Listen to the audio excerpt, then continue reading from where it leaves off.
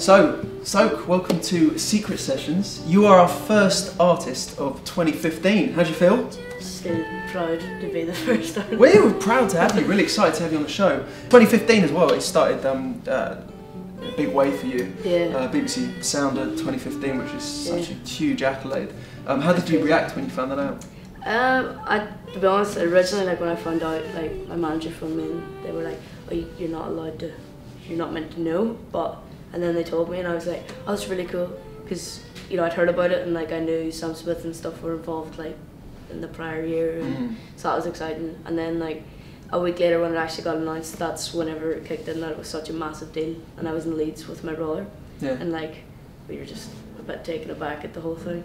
Yeah, I bet it was pretty overwhelming. Is that the first thing of its kind? I mean, let's go back now because although that's a massive thing for you, you've kind of you've gone from just sort of playing folk songs that so many if you don't mind me saying, young people do. They pick up a guitar, they start playing, to now in the space of 3 years to touring with some of the biggest artists we have in this country and doing that. So take us back now to how you started and when you first found love for music. I mean, like, as a younger person, I was never typical, like, I'm gonna be Beyonce when I get older, right. I never actually had a hobby really until I was 12, 13, and my brother got a guitar for Christmas and I learned Smoke in the Water, and then I got really competitive and was like, yeah, I could do that. So I got him to write out like really crappy tablature, like none of us knew what tablature even was. Right. He read out like the frets and like just really simple stuff.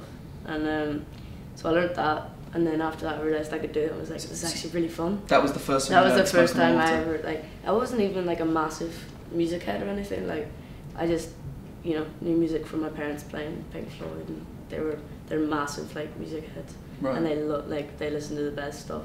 Like Joni Mitchell and everything was what we grew up with. Oh, nice. And like we used to dance around the living room to Beethoven's like symphonies. Really? Like, yeah, and almost like, the floor is lava, that kind of game. There's videos, it's pretty funny. Me and my big brother, before our little brother was born, used to dance around like horses to it. Like horses? Yeah, like the Beethoven, because it's so like marchy, aggressive. And, well, can be aggressive. Just going back again a little bit to the beginning. So were your parents very supportive? Yeah, like my parents co-managed me from when I was 14 to 16. Okay. Around then, and that was within that time. That was kind of when we had like PR men coming to our door and like being scary.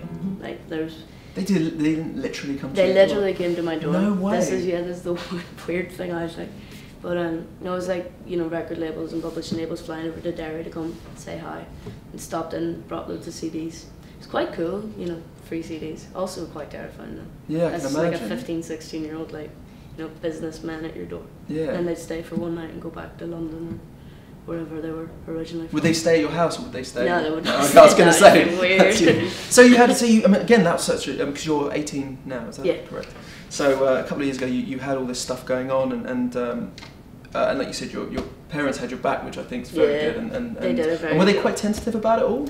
I think what was so special in that they were doing that was because everything started to go crazy from like the age I was 15, 16, right. And like they just, because they're my parents, like were just protecting me first and foremost, more than like looking at business opportunities or anything. Right. So like, I think that was what was so special with that, and like they just, like we wouldn't accept every gig as well, and like we'd choose smartly, and I don't know, for people who don't actually manage or anything, like they did a really good job. That's fantastic. Yeah. That's really good. So I've just clocked as well on your arm the Dark Side of the Moon tattoo.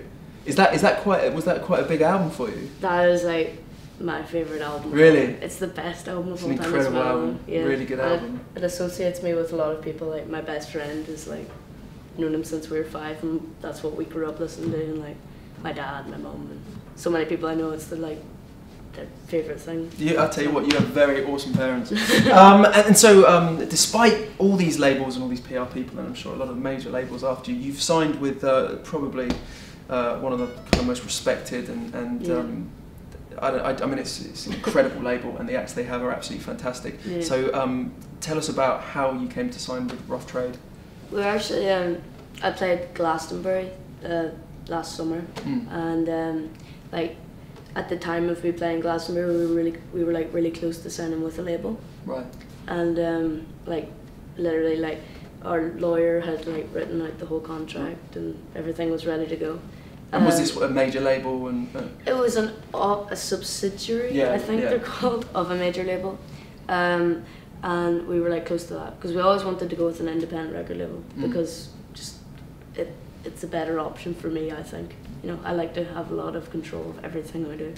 So that was happening, and then someone from Rough Trade saw me play at Glastonbury and got in touch with my managers, and then I think like we did the deal really, really quickly then because like it was weird.